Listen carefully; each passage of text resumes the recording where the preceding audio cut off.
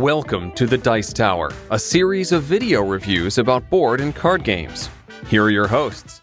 Hey everybody, welcome back to another Four Squares review. My name is Z Garcia. I'm Wendy Yee. I'm Chris Yee. I'm Camilla Cleghorn. Today we're taking a look at Libertalia Winds of Galecrest, which is a reimagining, I don't want to say the wrong thing and upset somebody. Reprint. A reprint. Redesign? Of Libertalia, an expanded version of Libertalia with more characters, a new theme kind of, all new artwork, new components, all of that. I have enjoyed Libertalia, the original one, for a long time. I played it back when it came out, really enjoy it. But this is, in some ways, its own thing. We're going to go ahead and give you an overview. We'll come on back, talk about it a little bit. Let's cut to, well, me talking about how this plays. The game's going to be played over 3 voyages, and before each voyage, we're going to follow these steps right here. So we're going to populate the loot tokens. We are going to put out a number equal to the number of players. So here we're looking at a game for 3 players. And you are going to have the first voyage is going to last 4 days, second voyage 5, and then 6 days for the last one. We are going to gain the same 6 characters. So one player is going to shuffle their deck. The other players can leave theirs organized. And then they'll reveal 6 characters. So here we've got the Witch, the Brawler, the Watchman, Cabin Boy, Bodyguard, and the Gambler. And the other 2 players, in this case, are going to find the same 6 in their decks and put those in their hand. With that step done, each player gains doubloons equal to their reputation, which is randomized at the beginning of the game, and it tells you right below it how much you get. So we've got here the blue player starts with 10, green player with 9, the purple player with 11, and we are ready to begin. So each round, each player is going to select one card from their hand, put that face down in front of them, and then we will reveal it simultaneously. And that happens during the first voyage 4 times, once per day. Obviously, these cards would be hidden in the player's hands, and everyone is going to, like I said, select one. So I'm going to go ahead and do that now. Let's just go ahead and select, not too carefully for now, for the sake of the example. So there we go. Everyone has selected one. Once we're done, we will all reveal them, and we will arrange them across the top there on the island.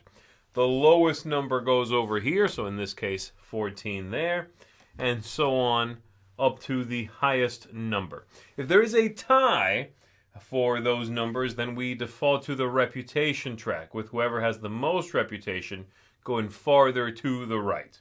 Once that's done, we do the morning action on the characters, if they have any. So the bodyguard's action would go. And it says it's this symbol here we're looking at, and it reminds you there that we go that way for the morning actions, or the day actions. So that one says discard all saber and hook tokens from the current day. Gain 2 for each token discarded this way. So we're going to discard this hook token here. It goes back in the bag with the other tokens, and we gain 2 for the blue player. So the blue player is going to take 2 tokens, 2 coins, 2 doubloons, and keep those. The next one says discard a brawler from an opponent's ship. If you do, gain 2 reputation. There are no other brawlers, so that wouldn't happen. And the last one says switch a loot token from the current day with the one from the next day if possible. So that player is going to do that. Perhaps they'll move this map over here and bring over that amulet. Now these things are all represented right here, and they tell you what they do and when they do it. There are different symbols that represent when things happen. There's 4 different symbols. That day symbol that we just went through. Then there is a dusk symbol listed right here, and the characters are going to trigger the dusk going that way. Then at the end of every one of these days, there are night symbol abilities that might trigger. And at the end of the entire voyage, then these anchors come into play. All right? So we've done the day actions. Now going backwards, we do the dusk. And each character is going to trigger their dusk ability if they have one, and then the player who controls that character will take one of these loot tokens, take the character back, put them as part of their crew on their ship. So that player has 2 options. They can take the barrel or they can take the amulet. The amulet says at the end of the entire voyage, gain 3 doubloons. The barrel says you gain 1 reputation during the dusk, and then 1 doubloon at the end. So purple player there is going to indeed take that barrel. They'll take the barrel, they'll take this character back, put it as part of their crew, like I said, which is face up in front of them. Something like that. And then the barrel gives them 1 reputation, so they're going to move up the reputation track, switching sides with anyone they pass, like that. And they'll keep that loot token. Then the brawler will go next. Still no dusk ability on the brawler. They take this. It does nothing right now. At the end of the voyage, it will give them some doubloons there. And they'll put that in front of themselves. This character is part of, again, their crew. So we'll put that face up like so. And then lastly, the bodyguard, but there's nothing left, so they'll go away empty-handed. Once that's all done, then we do the evening, the night abilities. This brawler has a night ability, says gain 1 doubloon, so it's going to happen every night as long as they are face up. And once that's done, we go on to the next day, with every player picking a character, resolving day, dusk, and capturing a loot, and then night abilities. Once we have completed all 4 days, then we do all these anchor abilities for all the loot they have, and any characters still face up as part of their crew. Sometimes the characters will be eliminated, and if so, then they go here in your graveyard, okay? And they will no longer then count for their abilities or any other effects they might have. There's also another way that you can change what these things mean, and that is one of 2 ways. You can flip the board over, and then there are alternate abilities for all of these, or you can use these tokens here to mix and match which ones you want. So this one, for example, this hook ability is the same as that hook ability there, but you could choose to play with the other ability. So for example, the hook, generally a bad ability, says at the end of the week, at the end of the voyage, keep a character in your ship for the next voyage or gain 2 doubloons. That's actually a good one. This hook ability, which you could choose to lay over that one and change, says that at the during the dusk phase, you discard the character that gained this token. That's generally bad. You want to keep your characters around as part of your crew. And all of these, like I said, have alternate abilities on the other side. At the end of the voyage, when all the days have been completed, then the players are going to activate these abilities right here. So the first thing is activate anchor abilities on characters and on loot. So I'm going to go ahead and take a look at the blue player here. I've got 2 maps. The maps say for each set of 2 map tokens, gain 7. For each set of 3 map tokens, gain 12. So I'm going to gain 7 for these. So I'll take that. 3, 6, 7. Those maps are done. And the saber already did what it would do. Then update the score dials and discard doubloons. I also need to do this ability. This anchor ability on the gambler says gain 6, so I'll do that as well. And then we update our score dials. You take all of these doubloons here and you add them to whatever is your current total in your dial, your score dial. So in this case, I have here 10, 25, 27. So I will slide that into place. 27. I can then give these coins up because I'm tracking my running total there. All of the characters and all of the loot tokens are going to be discarded. These characters go away onto this graveyard token. All of these will go back in the bag. And then once that's done, we'll set up for the next voyage, in which we put out new loot tokens, this second voyage up to day 5, 3 in each for 3 players. And then we are going to, again, gain the same 6 characters and add those 20 you kept from the first round, which could be different from player to player. And then we will gain doubloons equal to our current reputation then, okay? And then play it out, same way I showed you already. If you ever would gain more reputation and you are already at the maximum here, you gain +1 doubloon. And the same is true for being the lowest and losing more, you lose 1 doubloon. But other than that, the game plays out the same way. And at the end of all 3 voyages, then whoever has the most points, the most loot, or doubloons, in their score dial here, is going to be the winner of the game. That's pretty much all there is to it.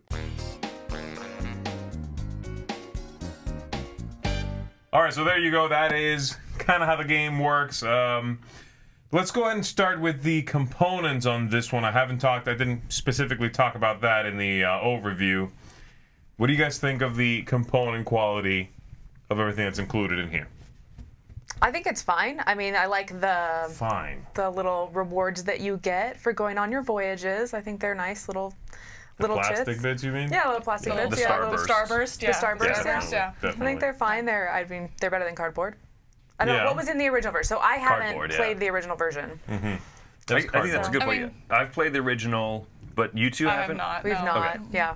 It's worth just knowing, I guess, Yeah, right? yeah, because we'll reference stuff. Right. But I like the acrylic bits. I think the art is fine. I don't have a problem with the art. I didn't. Oh, I should have looked at the original, but I didn't look at the original very much. But this doesn't really scream pirate to me. It's fine, but I don't know. Most of my feelings about this game is that it's just fine.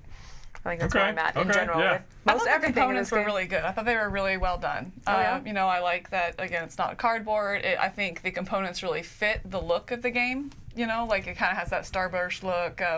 You know, we talk about with the little chits and stuff. And I think that Like fits. the bright vibe of Right, the whole the bright thing, you vibe. mean? Yeah, like it all goes together. It fits. It keeps it more lighthearted, you know, within the theme. I guess so. That being said, I don't like the artwork and stuff for this theme. I would Okay. want grimmer, darker. If I'm playing as a pirate, I want to look and feel like a pirate, you know, that kind of stuff. So I think the components are really well done, and they fit the look that they were going for.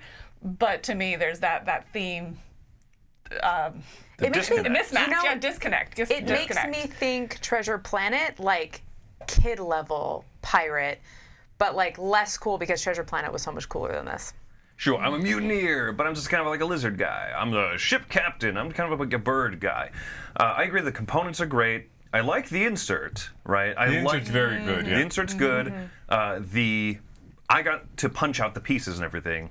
Stonemaier is always very intentional with how they make their products, you know, the whole product. And so, for example, when you punch out the wheels to put into the treasure chest, one wheel will have the little punch out in the middle will say left, and the one on the right will say right. So you know that's which nice. you mean they do little touches like that make the whole product feel, you know, well made and everything.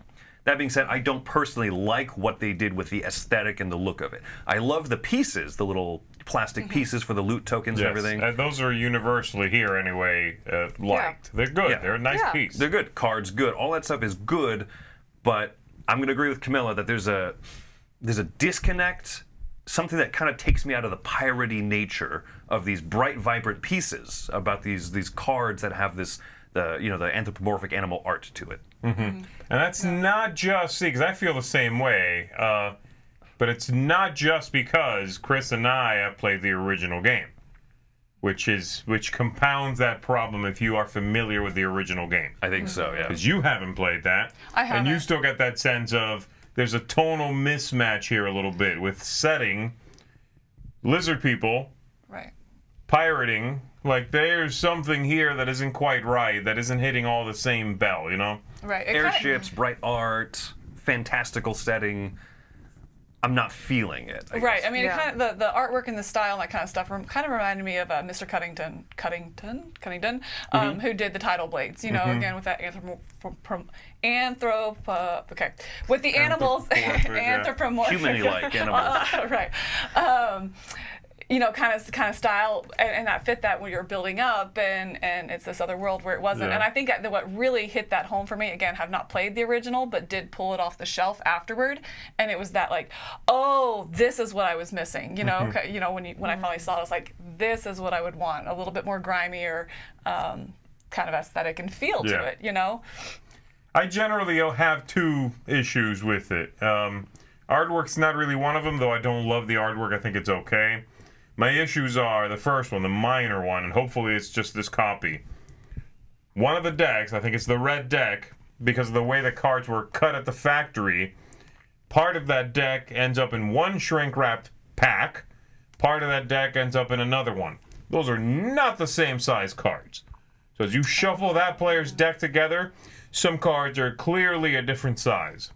Like just a different few millimeters off kind of thing? Yeah, they're a couple of millimeters off. So Cards it's like have a natural warping to them, and so the red deck is one half warped forwards, one half warped backwards. Oh, that's Just- obnoxious. It's just weird. That would and the really size bother of the me. cards, Yeah. you know, it's just like that. It looks like you're playing with expansion cards you bought later, shuffled in, and you're like, oh, I guess I have to sleeve this game now because the expansion cards don't fit, but right out of the box. So that's the minor thing. The other one is graphic design in this game. The artwork is one thing, and you could just look at the game and go, I like it, or I don't like it. You don't really need us to tell you that, as much. The graphic design, I really don't like the graphic design in this game. I think the font they picked is boring, utilitarian in a way. It's easily legible, but it is so lifeless. And then the the boxes in which they put the text just feel prototypey. The whole thing, the rope design around the boxes on the table, the card layout, everything just looks a little prototypey to me. It's like, this is a look we're testing. This isn't final. It's like when they show you pictures in the corner, there's an asterisk that says not final artwork. Right. I feel like Yeah. that's missing here. They're not quite there yet, and I don't really like the graphic design. It just seems by the numbers, I guess. Nothing is splashy. It's clean, but unfortunately almost to the point of being sterile. It's sterile, Yes, yeah. Okay. It's forgettable. Yeah, Yeah. So, absolutely. all right, so there we go. We've talked about that quite a bit. Let's talk about the gameplay. Like I said, I like the gameplay in Libertalia. I always have. This is largely the same thing. It's expanded, right? There's more characters. You have 40 instead of 30, and different effects that the loot could have in the game. Okay, cool. So what do we think about that?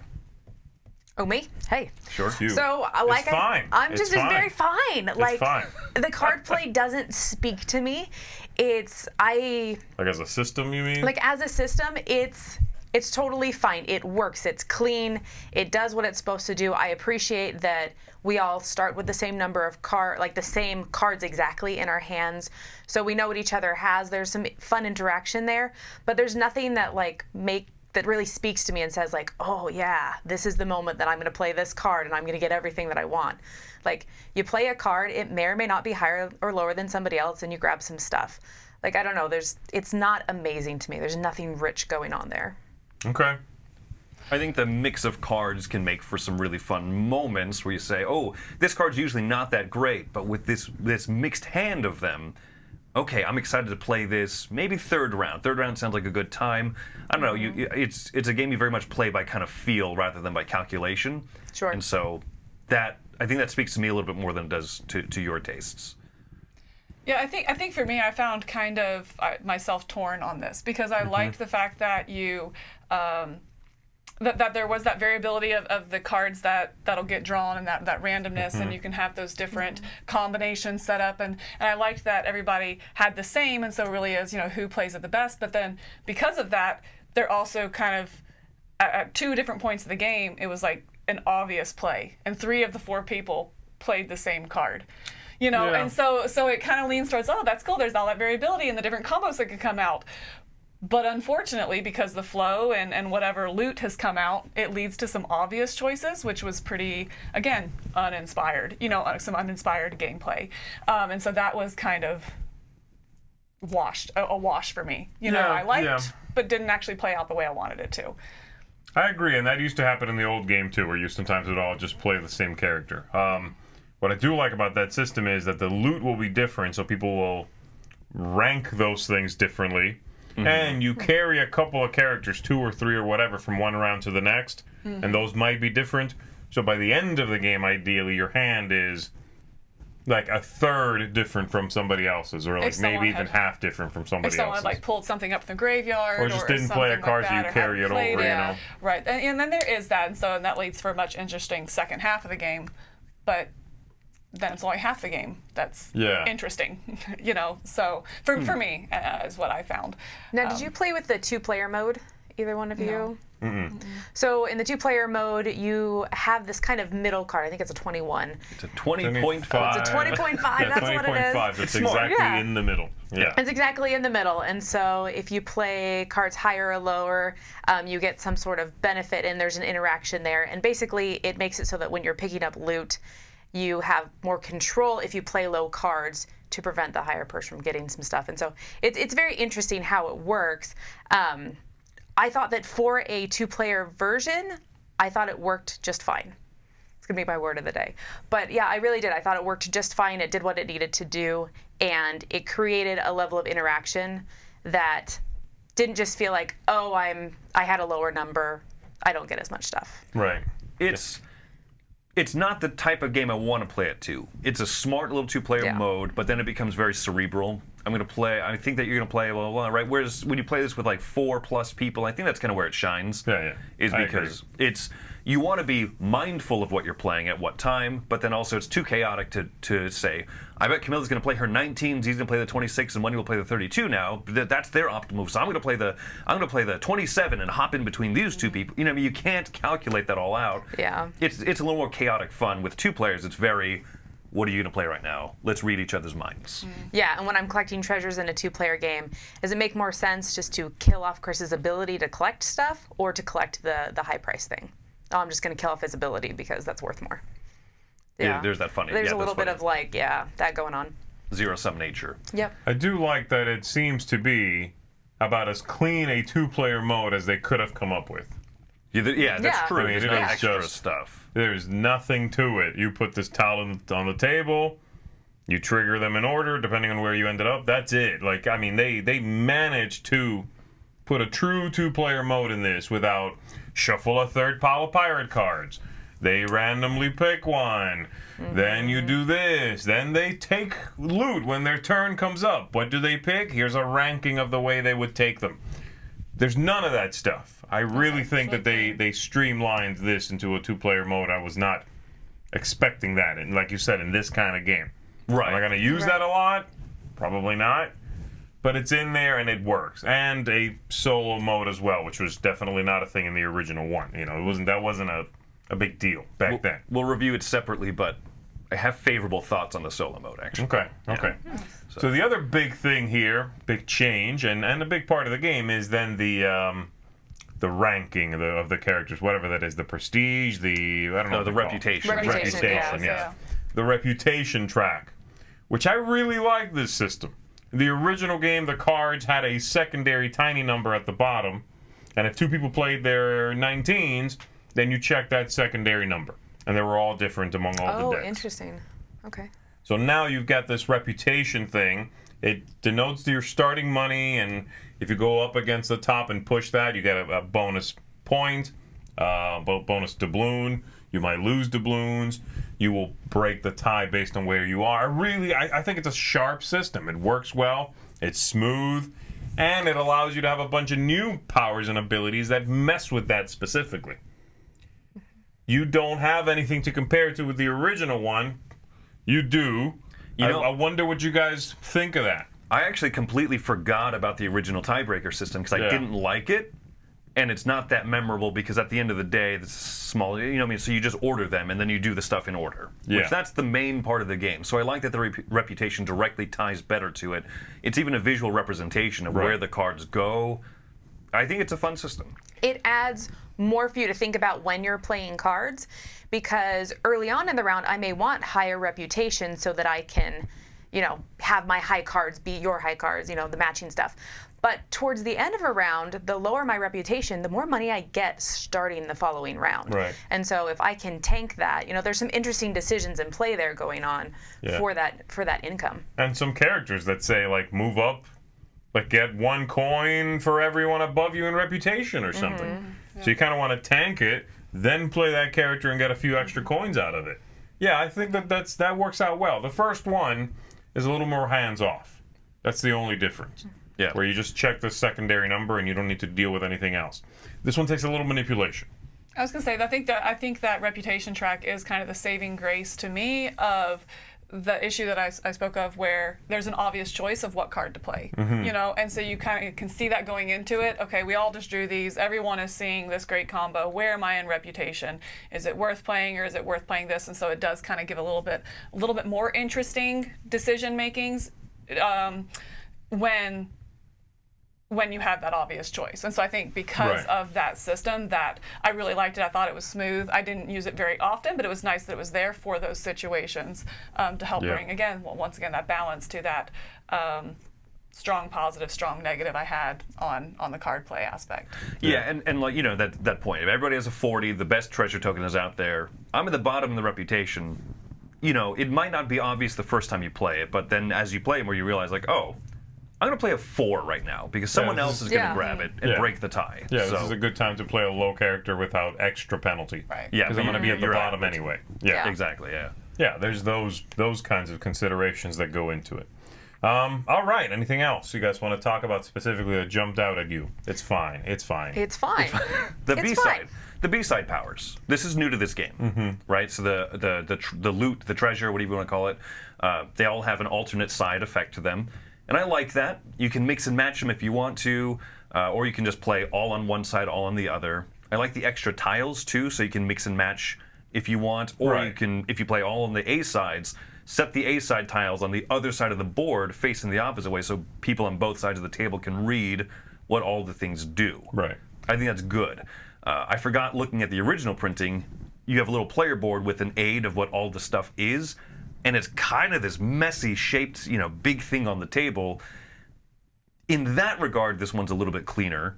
I disagree. I like the original way of doing it more. I like having the powers in front of me. You know, I don't like having to check the board to see what everything does. And again, this is where the graphic design fails me in this one. That's fair. Where I'm looking at it, I'm going, the transparency on this thing is all over the board. It's, you know, the letters cross over from one darker shade behind them into a lighter shade, but there's not a consistent dark box behind them. It's just like, what? Just, what's that do? You know what I mean? I don't want to keep checking. And then that works fine if they're all the stormy side, and you can just have the stormy tiles on the other side of the board. But if you choose to mix and match, that no longer works. That's true. You Then don't someone have a is full set upside to down. put across the table from you. So, yeah, I'd rather have them in front of me. Now, I know with alternate powers, you can't just print one player aid per player and you're done. So I get the limitations trade-off of either that. way, Yeah.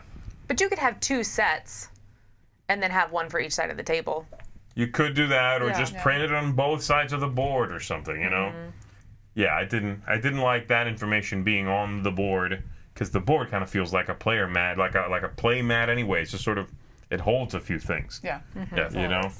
So yeah, that's what I thought about that. But I'm glad it's there. I'm glad they have alternate powers. Yeah. They're not particularly wild and different. They're just little tweaks. Feels like a little variant thrown into the box. Yeah. All right, so final thoughts. Let's go around the horn here. You want to start? I'm going to start. It's All right. fine. It's fine. I'm going to give this a 7. There's nothing wrong with it. It's a completely fine game. I'd recommend it if you like it and you enjoy it. But there's nothing that really speaks to me. There's nothing in the theme and the artwork. There's nothing in the card play. It's just fine. All right. So I'm going to go ahead and give this one a 7.5 because I like it. I have a few hang-ups. I agree with you. And I can't help but compare to the original in Right. terms of... Same. Yeah, I cannot help but compare that the theme doesn't come through as strong. This can be a kind of a mean game. Not terribly mean, which is why I Right. enjoy it. If it was meaner than this, I would probably not enjoy the system. I like that you do the simultaneous card reveal, and then there are still choices to be made after that reveal. The smart system, great design, but I don't feel the pirate nature as much in this aesthetic, and I think that that's kind of one of my biggest hang-ups is the theme doesn't come across. I want to teach someone an awesome, in-your-face pirate game. I might teach the original printing, honestly, more than this. Yeah. I think you guys have a higher tolerance for fine than I do then. I never said this was fine. I said it's good. I went back and forth somewhere between 6 and 7, as I've talked about. Some things I really liked, but it was balanced or counteracted with things I didn't like, so I'm going to come in at a 6.5, 6.5. And it was just, yes, if somebody wanted to play it, sure, I'll play it and I'll enjoy it. But, I think most of it was forgettable to me. We played almost two weeks ago is the last time I played, and I had to pull out the rule book and be like, hold on. Oh yeah, that's right, that's how that worked. Just to refresh going into this. And to me Right. that speaks pretty strongly to what my takeaway was it was forgettable. Okay. I think I have the most experience with the original. I don't know how much you played it. I played it a decent amount. It's Not as much as you, definitely. It's in my top 100, or was at one point. I've liked it a lot. Not top 10 or anything, but it was in there at some point. So for me, my rating of this one's going to be the same as the other one, which is an 8 right now. I just checked, I'm sure. Which is about where this feels right. And I was curious, so I went and checked the other one. Yeah, it's an 8. And that's because I think taking away, if there was no theme, no artwork, anything, looking at the gameplay, I think this is a better game than the other one. There's more variability, more characters, more special effects, more stuff. Brute, absolute stuff. And yet, this one blends into the current crowd of games way more than Libertalia ever did when it came out. Or even now. That game stands out from its look, its vibe, its motif. The whole thing just really is its own game. Libertalia Winds of Galecrest, which I will forget in about half an hour, does not do that. It looks like so many other games. Yeah. The theme looks like so many other games. The palette, the whole thing just has a hard time standing out for me. Mm-hmm. But I really like this game. I think this is a solid game, you know? So there's a little give and take. You know, if you're not bringing baggage to this game and you like this look, I think you'll like the game, I think. If you are a big fan of the original one, you might have a harder time sort of leaping over to this one. And that's kind of where I'm at. Okay. Yeah. I think at this point, I'll play either one just fine, and I'm not driven to seek the new one out and get rid of my old one. Right. You know what I mean? That's Okay. sort of where I'm at right now with this one. The old one has so much personality that I think I'm going to stick with it. So there you go, everybody. So an 8 for me. Lots of varied scores in this one. I like that. That is Libertalia Winds of Someplace. Galecrest, that's the spot. Galecrest is wonderful this time of year. Absolutely. Make sure you go, buy your vacation package now. From an Bring your anthropomorphic eagle travel salesman. There you go. Win package.